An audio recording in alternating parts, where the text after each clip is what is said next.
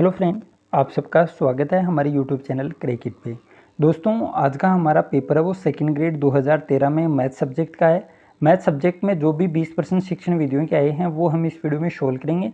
इससे पहले अगर आपने वीडियो नहीं देखे हैं मेरे पहले के 2016 और 2018 हम कंप्लीट कर चुके हैं। इसके अलावा साइकोलॉजी के भी एचटेट यूपीटेट के पेपर करवा रखे हैं। अगर आपने नहीं देखे हैं तो उसका लिंक आपको डिस्क्रिप्शन बॉक्स में मिल जाएगा। इसके अलावा प्लेलिस्ट भी बनी हुई है अलग से, आप वहाँ से भी देख सकते हैं। अब दोस्तों, बिना किसी देरी के हम शुरू करते हैं वीडियो शुरू करने से पहले आपसे एक रिक्वेस्ट है, आपने अगर चैनल को सब्सक्राइब नहीं किया तो ज़रूर करें और बेल आइकन को ऑल पर सेलेक्ट करें ताकि हर एक वीडियो का नोटिफिकेशन आपको सबसे पहले मिले और आपको उसका लाभ भी मिल सके। तो दोस्तों, अब हम शुरू करते हैं आज का हमारा वीडियो। तो ये देखिए दोस्तों, सबसे पहले आपको दिखा देता हूँ कि सेकंड ग्रेड 2013 का ये पेपर है मैथ सब्जेक्ट का, आप देख सकते हैं। अब हम सीधा चलते हैं शिक्षण विधियों के प्रश्न में। सबसे पहला प्रश्न है कि निम्न में से कौन सा कथन या विकल्प गलत है। मूल्यांकन प्रभावी पाठ्यक्रम निर्माण में मदद करता है। ऑप्शन 2 है मूल्यांकन उद्देश्य केंद्रित होता है। मूल्यांकन शिक्षण अधिगम प्रक्रिया में बौद्धिक मार्गदर्शन प्रदान करता है और मूल्यांकन की प्रक्रिया सिर्फ विषय वस्तु पर ही केंद्रित होती है। तो दोस्तों, कौन सा कथन है वो गलत है, ये बात हमसे पूछी गई है। तो दोस्तों, मूल्यांकन प्रभावी पाठ्यक्रम निर्माण में मदद करता है, ये सही बात है। उद्देश्य केंद्रित होता है, ये बात भी बिल्कुल सही है। और शिक्षण अधिगम प्रक्रिया में बौद्धिक मार्गदर्शन प्रदान करता है, ये बात भी बिल्कुल सही है। तो ऑप्शन 4 है वो गलत हो जाएगा कि मूल्यांकन की प्रक्रिया सिर्फ विषय वस्तु पर ही केंद्रित होती है, ये बात है वो गलत है। फिर आता है अगला प्रश्न, गणित के संप्रत्य विकास के लिए निम्न में से कौन सा क्रम उपयुक्त है। सामान्यीकरण, अमूर्तीकरण और प्रत्यक्षीकरण। तो दोस्तों, आप ऑप्शन देख सकते हैं, मैं आपको आंसर बता देता हूं। इसका आंसर हो जाएगा प्रत्यक्षीकरण, अमूर्तीकरण और सामान्यीकरण। ऑप्शन नंबर 3 है वो यहाँ पर बिल्कुल करेक्ट है। प्रत्यक्षीकरण सबसे पहले होता है, उसके बाद अमूर्तीकरण और उसके बाद है सामान्यीकरण या जनरलाइजेशन। तो ऑप्शन नंबर 3 यहाँ पर राइट हो जाएगा। फिर अगला प्रश्न, जब आपकी शिक्षण विधि प्रभावी नहीं हो रही है तब आप क्या करेंगे। विषय वस्तु पर शिक्षण अधिगम व्यूह रचना में परिवर्तन कर पुनः पढ़ाएंगे। उस विषय वस्तु को धीरे धीरे पढ़ाएंगे जिसे हमें पढ़ाना है। उस विषय वस्तु को पूर्ण करने के लिए विशेष कक्षाओं की व्यवस्था कर दोबारा पढ़ाएंगे, या छात्रों से कहेंगे कि विषय वस्तु पढ़ा दी गई है उसे मन से सीखें और अधिक समझ के लिए आगे की कक्षा का इंतजार करें। तो दोस्तों, 4 तो बिल्कुल नहीं होगा, यहाँ तो एकदम से नेगेटिव बातें वो की गई हैं कि ऊपर वाली कक्षा में आपको समझ में आ जाएगा। तो ये कथन तो बिल्कुल गलत है। तो प्रभावी नहीं है, शिक्षण विधि प्रभावी नहीं है, तब आप क्या करेंगे। तो दोस्तों, शिक्षण विधि प्रभावी नहीं है तो शिक्षण विधि में हम परिवर्तन करेंगे और दोबारा पढ़ाएंगे। ऑप्शन नंबर 1 है वो बिल्कुल सीधा सा आंसर हो जाएगा कि विषय वस्तु पर शिक्षण अधिगम व्यूह रचना में परिवर्तन कर पुनः पढ़ाएंगे। ऑप्शन 1 यहाँ पर करेक्ट हो जाएगा। फिर अगला प्रश्न, गणित में सोचने तथा तर्क करने की क्षमता का विकास करने में निम्न में से कौन सी विधि अधिक सहायक है। व्याख्यान विधि, निगमन विधि, समस्या समाधान विधि और संश्लेषण विधि। तो सोचने तथा तर्क करने की क्षमता का विकास करने के लिए, अब सोचने तथा तर्क करने में, तो दोस्तों एकदम सीधा और सिंपल सा आंसर हो जाएगा ऑप्शन नंबर 2 समस्या समाधान विधि। 134 में हो जाएगा ऑप्शन 2 समस्या समाधान विधि। फिर है नेक्स्ट क्वेश्चन, विश्लेषण विधि से शिक्षण तथा अधिगम प्रदान करना निम्न में से अधिगम सिद्धांत के अनुरूप है। थॉर्नडाइक के, कोहलर के, ब्रूनर के और गेने के। तो विश्लेषण विधि की बात हो रही है दोस्तों। विश्लेषण विधि से शिक्षण और अधिगम प्रदान करना किसके अधिगम सिद्धांत के अनुरूप है। तो यहाँ पर हो जाएगा थॉर्नडाइक के। विश्लेषण विधि में होगा दोस्तों थॉर्नडाइक। ऑप्शन नंबर 1 है वो यहाँ पर राइट हो जाएगा 135 में, ऑप्शन नंबर 1। फिर अगला प्रश्न, शैक्षिक उद्देश्यों के वर्गीकरण के अंतर्गत क्रियात्मक पक्ष का सही क्रम क्या है। तो आप ऑप्शन देख लें दोस्तों, मैं आपको 10 सेकंड का टाइम देता हूं, फिर मैं आंसर आपको बता दूंगा 136 के क्वेश्चन का। तो दोस्तों, यहां पर हो जाएगा ऑप्शन नंबर 2 उद्दीपन, कार्य करना, नियंत्रण, समायोजन, स्वाभाविकरण और आदत निर्माण।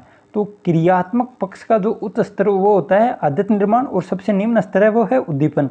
उद्दीपन के बाद आ गया कार्य करना, उद्दीपन, कार्य करना, नियंत्रण, समायोजन, स्वाभाविकरण और आदत निर्माण। तो ये था दोस्तों 136 का क्वेश्चन।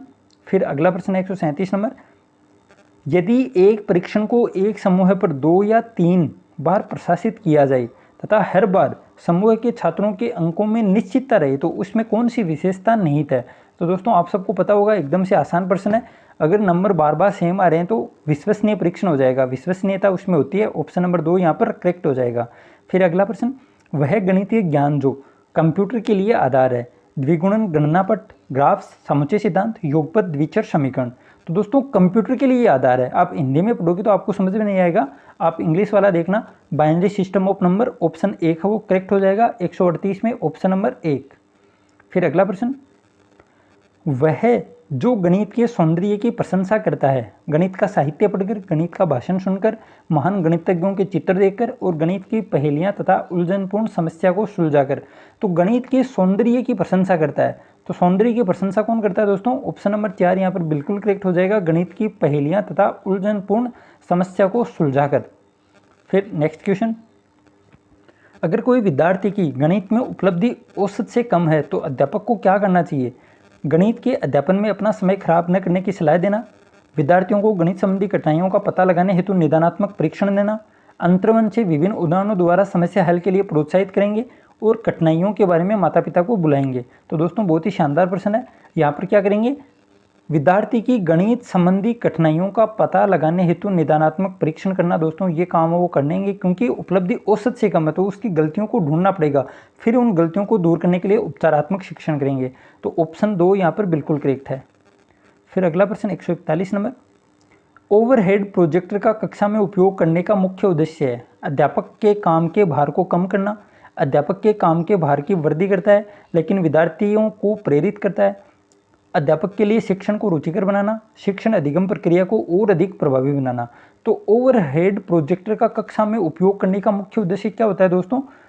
शिक्षण अधिगम प्रक्रिया को और अधिक प्रभावी बनाने के लिए हम सहायक सामग्रियों का उपयोग करते हैं और ओवरहेड प्रोजेक्टर भी एक सहायक सामग्री है। ऑप्शन नंबर 4 है वो यहाँ पर बिल्कुल करेक्ट हो जाएगा।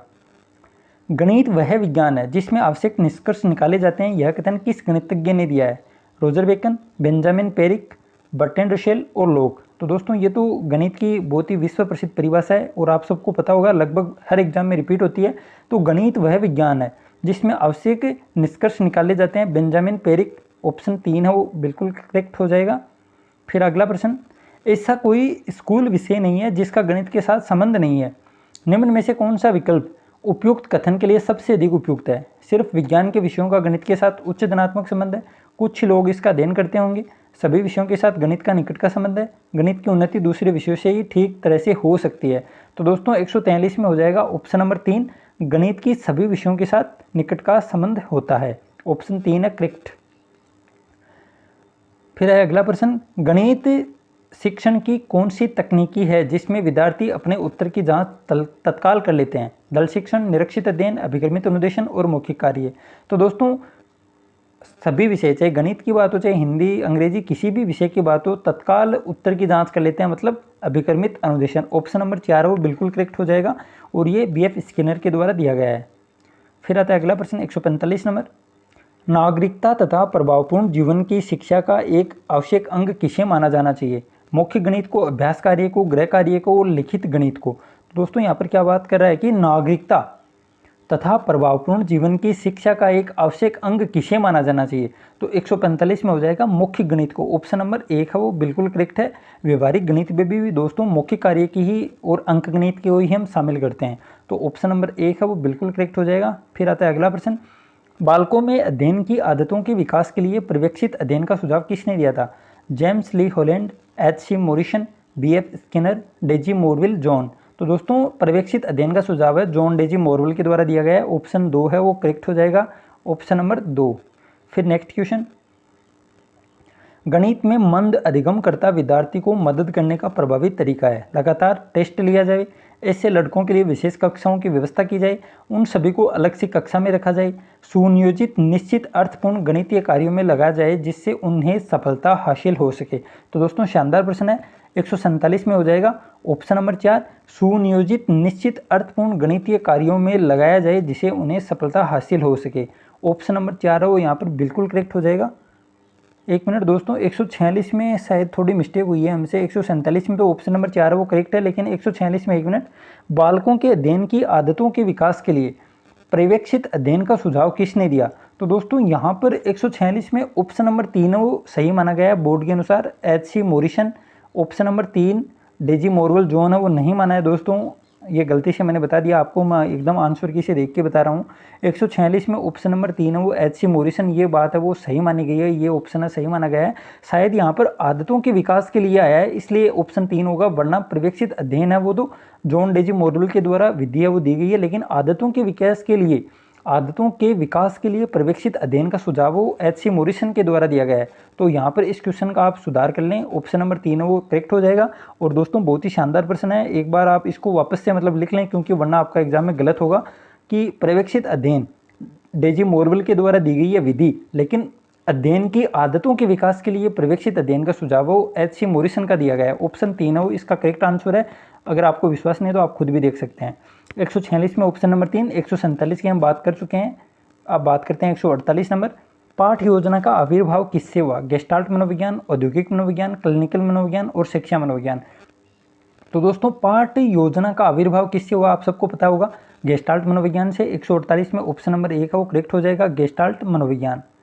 फिर अगला प्रश्न आज का सेकंड लास्ट, कौन सा विद्यार्थी कहलाया गया कि वह घन तथा घनाभ का अवबोध या समझ रखता है, जो अक्षर से अक्षर प्रत्येक की परिभाषा दे सके, जो दोनों की समानता और असमानता के बिंदुओं को बता सके, जो परिभाषा तथा प्रत्येक का चित्र खींच सके और जो घन तथा घनाभ के चित्र देखकर तुरंत प्रत्यास्मरण कर सके। तो दोस्तों अवबोध की बात कर रहा है यहाँ पर, अवबोध या समझ रखता है। तो समझ कब रखेगा दोस्तों, जब दोनों की समानता और असमानता के बिंदुओं का उसको पता हो। ऑप्शन 2 है वो यहाँ पर सही हो जाएगा, क्योंकि अवबोध की बात कर रहा है। फिर है आज का लास्ट प्रश्न, 20वां प्रश्न। गणित की प्रयोगशाला में प्रोपोर्शनल डिवाइडर का उपयोग किया जाता है रेखाखंड की लंबाई मापन में, कोणों के मापन में, कोणीय दूरी ज्ञात करने में और गणितीय आकृति को छोटा या बड़ा करने में। तो दोस्तों प्रोपोर्शनल डिवाइडर का उपयोग है वो गणितीय आकृतियों को छोटा और बड़ा करने के काम में आता है, प्रोपोर्शनल डिवाइडर। ऑप्शन नंबर 2 है वो करेक्ट हो जाएगा। ये थे दोस्तों आज के 20 प्रश्न। पेपर का प्रिंट थोड़ा धुंधला ही है, तो आप इसको समझने की कोशिश करना और आपकी पिक्सल है वो उच्च में सेलेक्ट कर लेना। 720 या 480 360 में आपको दिख जाएगा आराम से। फिर भी मैंने हर एक ऑप्शन बोल के आपको बताया।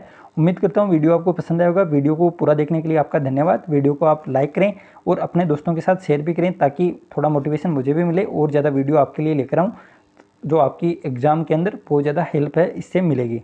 तो दोस्तों मिलते हैं जल्दी दूसरी वीडियो में। Thank you.